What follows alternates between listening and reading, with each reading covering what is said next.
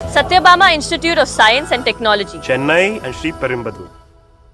மேற்கு வங்கத்தில் இறுதிக்கட்ட தேர்தலுக்கான வாக்குப்பதிவு தொடங்கியிருக்கிறது. இது தொடர்பான தகவல்களை செய்தியாளர் கணபதியிடம் கேட்கலாம். கணபதி, தற்போது எத்தனை தொகுதிகளில் இன்று இறுதிக்கட்ட தேர்தல் நடைபெறவிருக்கிறது? இன்று 142 தொகுதிகளிலே வாக்குப்பதிவு நடைபெற உள்ளது. மேற்கு வங்க மாநிலத்தின் தலைநகரான கல்கத்தா மற்றும் அதன் அருகில் உள்ள பகுதிகள், ஹூப்ளி போன்ற இடங்கள் ஆகியவற்றிலே இன்று வாக்குப்பதிவு நடைபெற இருக்கிறது. காலையில் இருந்தே வரிசையில் நின்று மக்கள் வாக்களிக்க வாக்குச்சாவடிகளுக்கு வந்து தங்களுடைய ஆர்வத்தை வெளிப்படையாக தெரிவித்துள்ளார்கள். இந்த மேற்கு வங்க மாநில சட்டப்பேரவை தேர்தலின் 2ஆம் கட்ட வாக்குப்பதிவின் முக்கிய அம்சம் மிகவும் பலத்த பாதுகாப்பு ஏற்பாடுகள். தற்போது 5 மாநிலங்களிலே சட்டப்பேரவை தேர்தல் நடைபெறுவது உங்களுக்கு நன்றாக தெரியும். தமிழ்நாடு, புதுச்சேரி, கேரளா, அஸ்ஸாம் ஆகிய மாநிலங்களிலே ஏற்கனவே வாக்குப்பதிவு முடிந்துவிட்டது. மேற்கு வங்கத்திலே முதல் கட்ட வாக்குப்பதிவு தமிழ்நாட்டிலே வாக்குப்பதிவு நடந்த 23ஆம் தேதி என்று நடைபெற்றது. 2ஆம் கட்ட வாக்குப்பதிவு இன்று நடைபெறுகிறது. இன்று நடைபெறும் இந்த வாக்குப்பதிவுக்கு பலத்த பாதுகாப்பு ஏற்பாடுகள் செய்யப்பட்டிருக்கின்றன. கிட்டத்தட்ட 1200 வாக்குப்பதிவு மையங்கள் பதட்டமானவை என அடையாளம் காணப்பட்டு பல அடுக்கு பாதுகாப்பு அங்கு ஏற்பாடு செய்யப்பட்டுள்ளது. சிஆர்பிஎஃப், பிஎஸ்எஃப் உள்ளிட்ட பல்வேறு துணை ராணுவ படைகளைச் சேர்ந்தவர்கள் அதிக அளவிலே குவிக்கப்பட்டிருக்கிறார்கள். கல்கத்தா நகரத்தில் மட்டுமே 275 கம்பெனிகள் பாதுகாப்பு படைகள் குவிக்கப்பட்டிருக்கின்றன என்றால் நீங்கள் பார்த்துக் கொள்ளலாம். ஏனென்றால் அந்த அளவுக்கு பதட்டம் இருக்கிறது.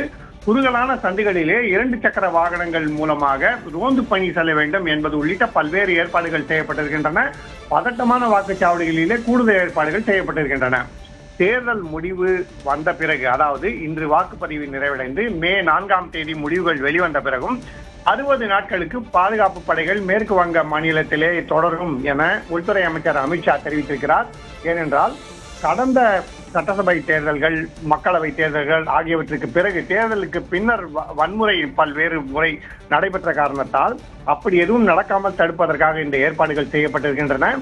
எஸ்ஐஆர் மூலமாக, அதாவது வாக்காளர் பட்டியல் சிறப்பு தீவிர சீராய்வு மூலமாக வாக்குப்பதிவு செய்வதற்கு உரிமை இல்லாதவர்களுடைய பெயர்களை நீக்கும் பணி நடைபெற்றதன் காரணமாக பதட்டம் மிகவும் அதிகமாக இருக்கிறது. திரிணாமுல் காங்கிரஸ் மற்றும் பாரதிய ஜனதா இடையே கடும் போட்டி நிலவுவதாலும் பல்வேறு இடங்களிலே பதட்டம் தொடர்கிறது.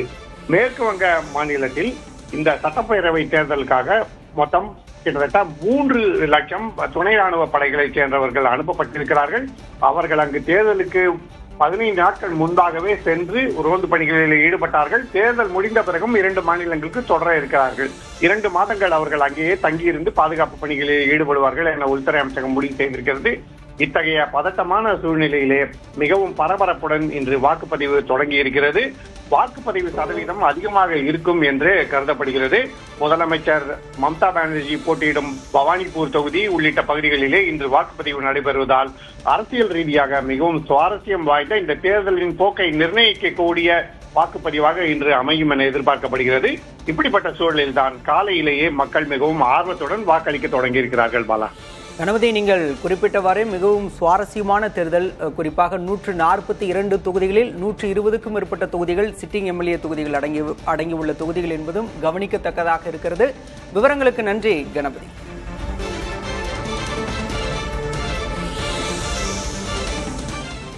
Satyabama Institute of Science and Technology, Chennai and Sri Perumbudur.